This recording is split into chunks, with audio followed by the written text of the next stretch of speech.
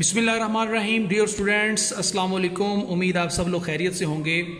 आज जो है हमारा सेकेंड ईयर 12 क्लास का एफएससी पार्ट 2 का चैप्टर 1 है, यानी कि चैप्टर नंबर 12 है इलेक्ट्रोस्टैटिक्स। उसके आज हम न्यूमेरिकल करने जा रहे हैं। न्यूमेरिकल मैं आपको इसी तरह समझाया करूंगा ताकि आपको अच्छे तरीके से समझ आ जाए, और बाकी मेरे लेक्चर आपको पता है मैं फ्रंट स्क्रीन पे आपको डिलीवर करता रहूँगा। तो चलते हैं हमारे फर्स्ट न्यूमेरिकल की तरफ। फर्स्ट न्यूमेरिकल सॉल्व करने के लिए आप उसकी स्टेटमेंट जो है वो अपने सामने रखें। मैं आपको उसकी स्टेटमेंट पढ़ के सुनाता हूँ ताकि साथ साथ आपको समझ भी आती रहे और आप उसको समझ भी सके।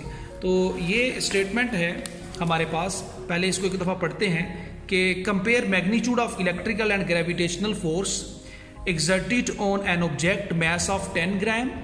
इसके अलावा चार्ज जो है वो 20 माइक्रोकूलम है by an identical object. Main चीज ये है कि ये आइडेंटिकल है। दैट इज प्लेस 10 सेंटीमीटर, जो कि जिनके दरमियान फासला 10 सेंटीमीटर होगा फ्रॉम द फर्स्ट, और ये जी की वैल्यू है, ग्रेविटेशनल कांस्टेंट की वैल्यू है। चलते हैं। आप देखिए कि सबसे पहले कोई भी न्यूमेरिकल सॉल्व करना हो मेरे बच्चों, उसकी डायग्राम आपकी इमेजिनेशन में मौजूद हो। उसने कहा compare the magnitude of electrical and gravitational force. सबसे पहले आप न्यूमेरिकल के अंदर क्या लिखते हैं? डेटा लिखते हैं। आप डेटा के बाद आपने क्या चीज फाइंड आउट करनी है वो आपने लिखनी होती है। उसके बाद आप थर्ड वन में क्या लिखते हैं? सॉल्यूशन। ओके, तो आप देखें कि डेटा आपके पास क्या है, फाइंड क्या करना है, सॉल्यूशन आपका क्या क्या है। फाइंड आउट वो पहले ही कह रहा है कि आपने इलेक्ट्रिक फोर्स और ग्रेविटेशनल फोर्स की कंपैरिजन करना है कि इनके दरमियान कितना रिलेशन मौजूद है, क्या इनके दरमियान आपस में ताल्लुक है। तो कहता है आइडेंटिकल मैस। देखिए, अगर हमारे पास दो चार्जेस हैं, दोनों के दोनों आइडेंटिकल हैं, ये भी पॉजिटिव है, ये भी पॉजिटिव है, ये Q1 है, ये Q2 है, ठीक है, इनके दरमियान जो फासला है वो कितना है? R। सिमिलरली दो मैस है हमारे पास। डायग्राम मोस्ट इंपॉर्टेंट चीज़ होती है समझने के लिए। वो मैस एक M1 है, एक M2 है, ये भी आइडेंटिकल है, बराबर मैस है, इनके दरमियान भी फासला R है। ये न्यूटन लॉ ऑफ ग्रेविटेशन, ये कूलम लॉ। ओके, तो अब देखें आइडेंटिकल मैस के लिए Q1 बराबर होता है Q2 के, ये बराबर होता है Q के। ओके, Q1 बराबर Q2 बराबर Q, क्योंकि दोनों ही आइडेंटिकल हैं, दोनों ही एक जैसे हैं। इनके दरमियान फोर्स ऑफ रिपल्शन होगी। तो दूसरी तरफ ये मैस, इसको भी इसी तरह लिखेंगे, M1 बराबर है M2 बराबर है M के। अब इन दोनों की कीमतें उसने बताई हुई हैं कि आपके पास चार्ज की कीमत कितनी है? 20 माइक्रोकूलम। चार्ज की कीमत क्या है? 20 माइक्रोकूलम। जबकि मैस आपके पास कितना है? वो है 10 ग्राम। अब आप ग्राम को किलोग्राम में करेंगे। ग्राम को जब आप किलोग्राम में लिखेंगे तो वैल्यू आपके पास क्या आ जाएगी? 0.01 किलोग्राम। ये आपके पास वैल्यू है, किसकी है? इस मैस की, जो कि इंडिविजुअल आपने निकाल लिया है। तो R की वैल्यू, यानी इन दोनों के दरमियान जो फासला है वो कितना है? 10 सेंटीमीटर। वो 10 सेंटीमीटर है। इसको मीटर में करेंगे। अगर यहाँ किलोग्राम है तो यहाँ मीटर में आएगा फासला, अगर ग्राम है तो फिर सेंटीमीटर में। ये 0.1 आएगा आपके पास, 0.1। Is it clear? ये हमारा डाटा है, ये हमारा फार्मूला है जो हमने फाइंड आउट करना था।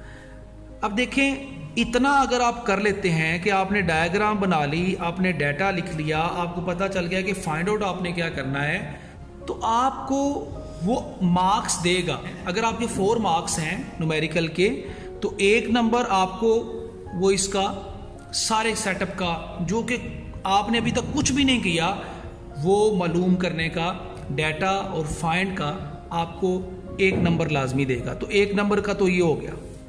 अब इसके बाद अब आप चलते हैं इसके आगे, जो सॉल्यूशन फाइंड आउट करना है। पहले इलेक्ट्रिक फोर्स निकालनी है, फिर ग्रेविटेशनल। इलेक्ट्रिक फोर्स की वैल्यू आपको पता है, वो Q1 Q2 ओवर क्या होती है?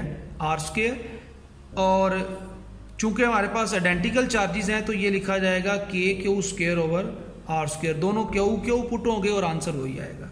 इसमें बाद में आप वैल्यू को सब्सटीट्यूट करें कि K की वैल्यू क्या होती है? 9 मल्टीप्लाई 10⁻⁹। सिमिलरली चार्ज की वैल्यू आपने क्या निकाली है? 20 माइक्रोकूलम है, माइक्रोकूलम। तो माइक्रो की जगह आप क्या लगाएंगे? 10⁻⁶ का होल स्क्वायर, साथ यहाँ कूलम आएगा, डिवाइडिंग बाय आर, और वो कितना है 0.1, 0.1 का यहाँ चूंकि स्क्वायर है इसलिए क्या आ जाएगा, स्क्वायर आ जाएगा। Then 9 as it is, multiply 10 की पावर 9, ये भी as it is.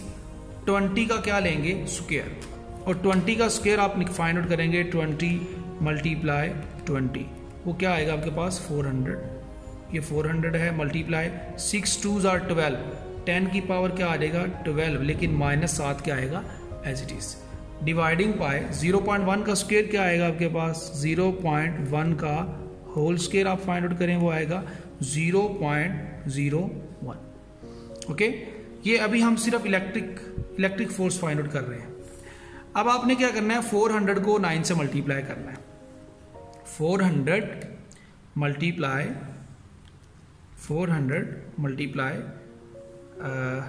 9, this is equal to, यहाँ से मैं यहाँ मूव कर रहा हूँ, एफ ई की वैल्यू हम फाइंड आउट कर रहे हैं, वो आएगा 3600 मल्टीप्लाई, ये 9 चूंकि बेस सेम है तो ये ऐड हो जाएंगे, 12 और 9 ये बनेगा 10 रेज़ की पावर -3, चूंकि 9 है और ये -12 है तो माइनस यहाँ साइन आएगा, डिवाइडिंग बाय 0.01। अब 30 जो 600 है उसको आप डिवाइड करेंगे फर्दर 0.01 पे, वो आपके पास आंसर आ जाएगा 36000 मल्टीप्लाई 10 रेज़ की पावर -3। अच्छा, इधर ये कूलम, इधर मीटर, इधर भी जो कूलम और मीटर होगा, ठीक है, यहाँ भी कूलम ओवर मीटर, तो coulomb over metre basically newton होता है। यहाँ से आप इसको राउंड ऑफ करेंगे तो यानी साइंटिफिक नोटेशन में लिखेंगे वो बनेगा 360 मल्टीप्लाई 10 रेज़ की पावर 1 2 3 को हम 3 लिखेंगे, 10 की पावर -3 ऑलरेडी है, ये कैंसिल हो जाएगा, तो 360 न्यूटन जो है वो इलेक्ट्रिक फोर्स हमारे पास आ जाएगी। Is it clear? ये कैलकुलेशन बेसिकली मैंने आपको करवा दी है। अब बारी आती है हमारे पास फोर्स ऑफ ग्रेविटेशन की, तो उम्मीद है आपने इसको नोट कर लिया होगा। मैं अब इसको रेज करने वाला हूँ, क्योंकि ये इतना बड़ा व्हाइट बोर्ड नहीं है, मैं इसको रेज करने वाला हूँ, आप इसे नोट कर लिया होगा। अब हम मालूम करेंगे फोर्स ऑफ ग्रेविटेशन। ये आपने याद रखना है कि हमारी इलेक्ट्रिक फोर्स जो है वो 360 न्यूटन निकली है। मैं उसकी वैल्यू यहाँ लिख देता हूँ कि एफ ई की जो वैल्यू है वो 360 न्यूटन हमने फाइंड आउट कर ली है। तो अब हम मालूम करेंगे फोर्स ऑफ ग्रेविटेशन। उसके लिए फार्मूला है एफ जी बराबर है G gravitational constant m1 m2 over R square, Newton law of gravitation आप जानते हैं। तो इसमें आप देखें ये दोनों आइडेंटिकल मैस हैं, इसको मैं लिख सकता हूँ जी एम का स्क्वायर, लाइक एज जो प्रीवियस हमने लिखा है वो बनेगा नीचे आर स्क्वायर। अब वैल्यू पुट करें, इसकी वैल्यू क्या है 6.67 10 रेज़ की पावर -11। चूँकि बड़े ऑब्जेक्ट के दरमियान फोर्स ऑफ ग्रेविटेशन बहुत कम होती है, इसलिए मैस की वैल्यू आपके पास क्या है, वो है आपके पास 0.01 किलोग्राम का स्क्वायर, डिवाइडिंग बाय आर की वैल्यू वही है जो पहले थी 0.1 का स्क्वायर। अब इसको हम सॉल्व करेंगे, एफ जी की वैल्यू मैं यहाँ साइड पे दोबारा उसी तरह निकाल रहा हूँ। इसको कैसे सॉल्व करेंगे, फर्स्ट ऑफ ऑल आप इसका स्क्वायर लें, यानी कि 0.01 का स्क्वायर फाइंड आउट करें। तो 0.01 का स्क्वायर जो हमारे पास आएगा वो आएगा 1 मल्टीप्लाई 10 रेज़ की पावर -4।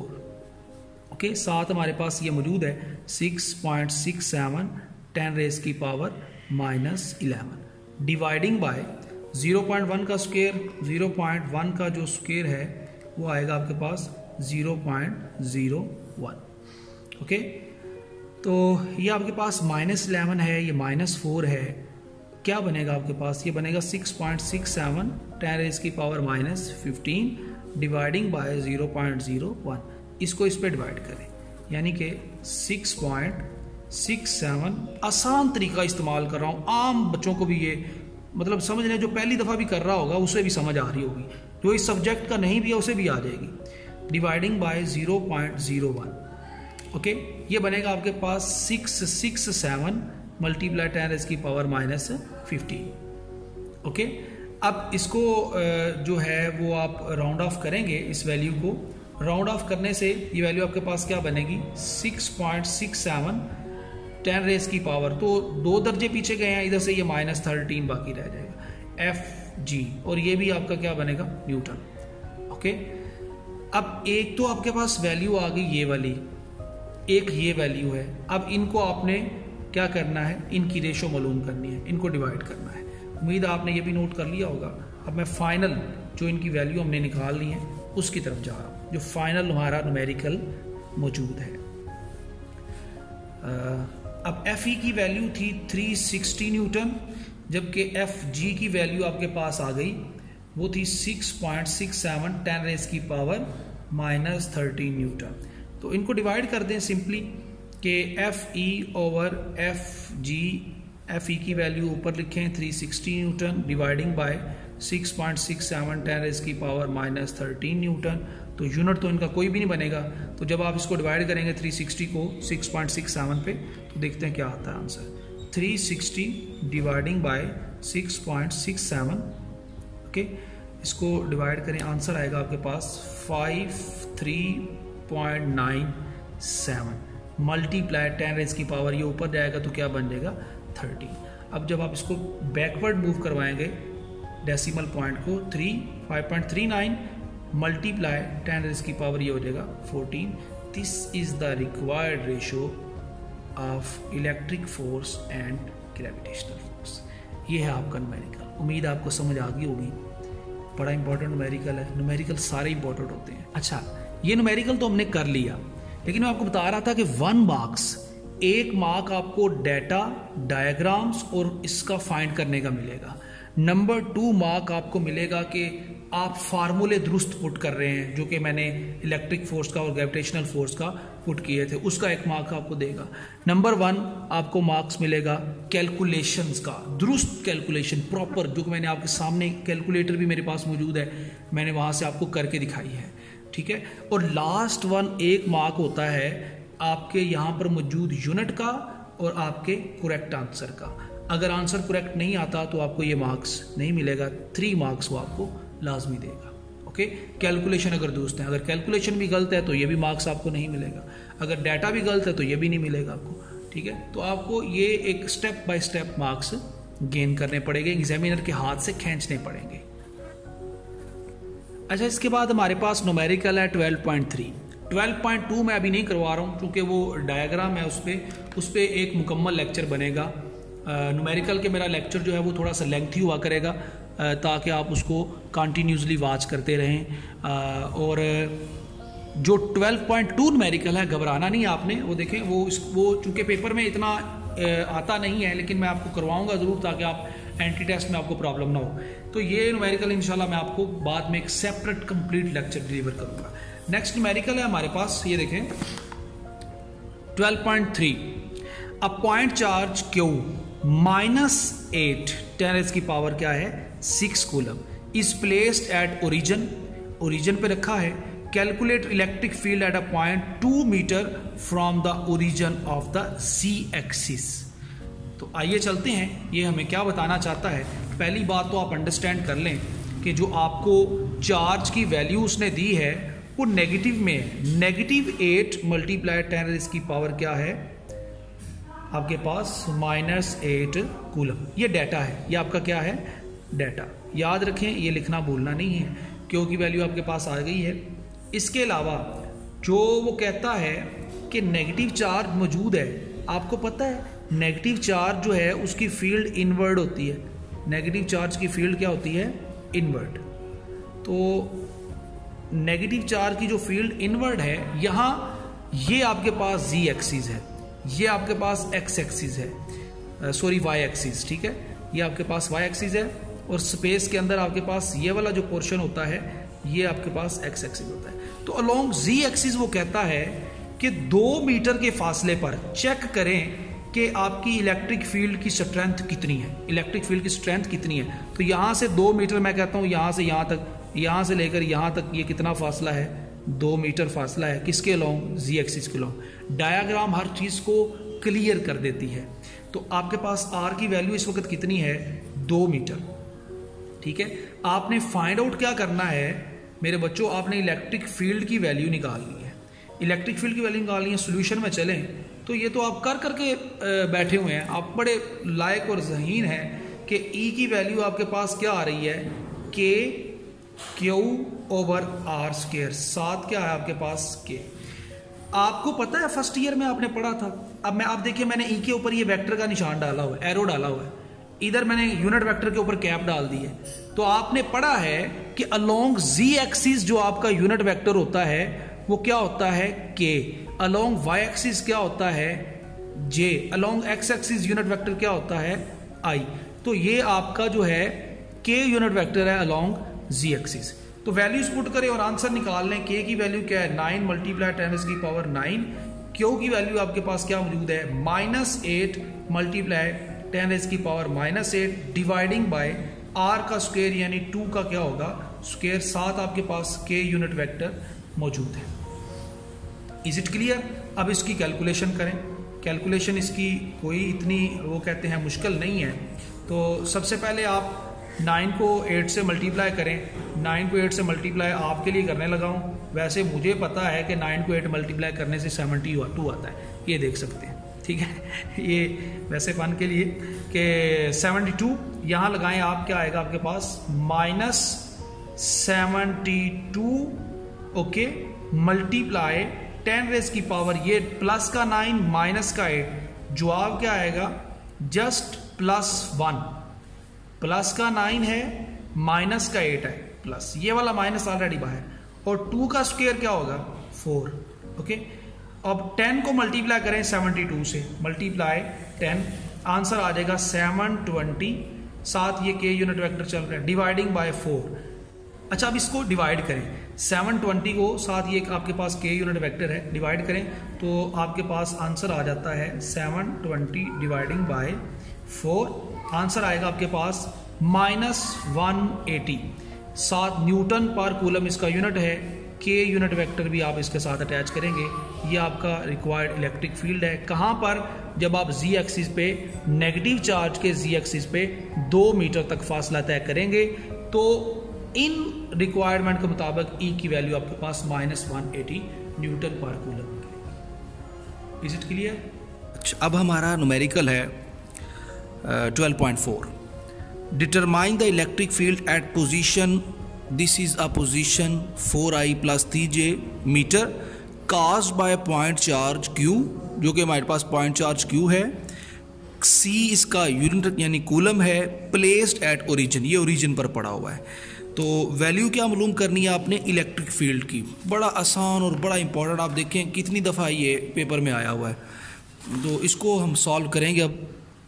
और आपको पता है कि सबसे पहले हम क्या लिखते हैं, हम सबसे पहले लिखते हैं न्यूमेरिकल का डाटा। न्यूमेरिकल नंबर जो है वो हमारा 12.4 है ओके।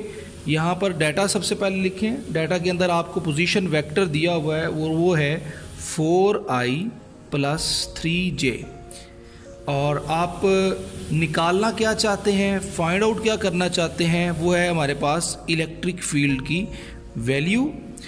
एंड जो चार्ज है हमारे पास उसकी वैल्यू है 5 मल्टीप्लाई 10⁻⁻6 कूलम ओके। पहले तो देखिए कि कहाँ पर हमने इलेक्ट्रिक फील्ड की वैल्यू फाइंड आउट करनी है। तो ये आपके पास चार्ज है, चार्ज आपके पास पॉजिटिव है, ये ओरिजिन पे पड़ा हुआ है, ये आपके पास एक्स एक्सिस है, ये आपके पास वाई एक्सिस है। तो आपका जो पोजीशन वेक्टर है आई जो होता है वो लॉन्ग एक्स एक्सिस होता है, उसके अलावा जो यूनिट वेक्टर जो आपके पास जे है वो along Y axis unit vector होता है। जबकि पोजीशन वेक्टर जब आप 4 मीटर क्योंकि इसका यूनिट मीटर है, 4 मीटर अलोंग एक्स एक्सिस चलेंगे और 3 मीटर अलोंग वाई एक्सिस चलेंगे, और इन दोनों को आप मिलाएं कहाँ पर ये आपस में कंबाइन होते हैं, तो ये आपका एक पोजीशन वेक्टर है जो आपको निकालना है इस जगह पर 4i + 3j पर, कि यहाँ पर आपके पास वैल्यू जो है ई की कितनी है, यहाँ आपको ई की वैल्यू फाइंड आउट करनी है इस पॉइंट के ऊपर। यह है इसकी डायग्राम ओके। ई की वैल्यू निकालना है, आसान सॉल्यूशन है, तरीकाकार है, आप पहले भी फार्मूला ये पुट कर चुके हैं। ई आपके पास आ जाएगा KQ/R आर स्क्वायर एंड साथ क्या आएगा आपके पास unit vector. Electric value field की value as it is K Q over R square. इसको मैं लिख सकता हूँ unit vector is define as vector dividing by its magnitude. Vector को उसकी मैग्नीट्यूड से मल्टीप्लाई कर देना है। तो अब इसमें कीमतें पुट करें। आप जानते हैं के की कीमत क्या है 9 मल्टीप्लाई 10 की पावर 9। क्यू की कीमत आपको क्या दी हुई है, वैल्यू क्या है क्यू की, वो आपके पास है 5 मल्टीप्लाई 10 की पावर -6 ओवर आर आपके पास ये मौजूद है। तो सबसे पहले तो आपको आर स्क्वायर और आर मैग्नीट्यूड चाहिए, उसकी सिंपल मैग्नीट्यूड आप अलहदा निकालें। मैग्नीट्यूड निकालने का ये फार्मूला है कि फर्स्ट कंपोनेंट का स्क्वायर ले लें और सेकंड कंपोनेंट का स्क्वायर ले लें। पाइथागोरस थ्योरम से आप निकाल सकते हैं। This will be 16 and 9 and 25 and also 5। ये 5 आएगा आपके पास। तो यहाँ भी 5 पुट करें, यहाँ 5 का स्क्वायर होगा। This will be 5 square and 5।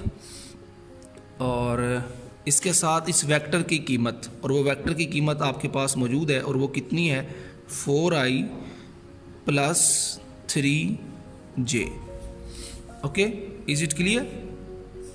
ये आपको पता चल गया कैसे मैंने किया है। अब मैं इसको रेस करने वाला हूँ ताकि नेक्स्ट इस न्यूमेरिकल को हम इख्तिताम पजीर करें। तो ये आपके पास आ जाएगा, वैल्यू क्या आएगी आपके पास, ये क्या आएगा आपके पास 25 मल्टीप्लाई 5, ये हो जाएगा। अब 9 को 5 से मल्टीप्लाई करें 45, साथ क्या आएगा आपके पास, ये 10 की पावर 9 है, 10 की पावर -6 है, तो ये बनेगा आपके पास 10 की पावर 9 में से 6 को आप सब्ट्रैक्ट करेंगे, आंसर बनेगा आपके पास 3। और उसके साथ वेक्टर मौजूद है अभी तक आपके पास 4i and 3j। ये पोजीशन वेक्टर है आपका, जो कि ये पोजीशन वेक्टर आपने फाइंड आउट करना है। इसकी जगह आपने इसकी जगह ये वैल्यू पुट की थी। Is it clear? ये है आपके पास इलेक्ट्रिक फील्ड की वैल्यू। अब नीचे चलते हैं, ये आएगा आपके पास, इसकी वैल्यू बनेगी 125 and this is a 45 multiply 10 की power 3 and 4i plus 3j cap. अब आप इसको सॉल्व करेंगे कैलकुलेटर की मदद से कि 45 को डिवाइड करें 125 पे, 0.36 10 की पावर 3 और साथ क्या है 4i प्लस 3j। ये आपके पास आपका आंसर आ रहा है। अब आप इसको फर्दर मल्टीप्लाई करेंगे किसके साथ, 10 की पावर 3 से। 10 की पावर 3 से करेंगे तो आप देखें तो ये कितना बनेगा 1, 2 एंड 360, ये 360 बनेगा 4i plus 3 1440 i unit vector plus इसी 360 को 3 से मल्टीप्लाई करें, वो आएगा 1080j। और साथ चूँकि आप इलेक्ट्रिक फील्ड की वैल्यू निकाल रहे हैं, ये क्या यूनिट आएगा इसका, न्यूटन पर coulomb. This is our required electric field in case of I and J unit vector at this point. Okay, तो ये डायग्राम है, डाटा लिखा है, फार्मूला लिखा है और इसकी कैलकुलेशन कर ली। उम्मीद आपको समझ आई होगी।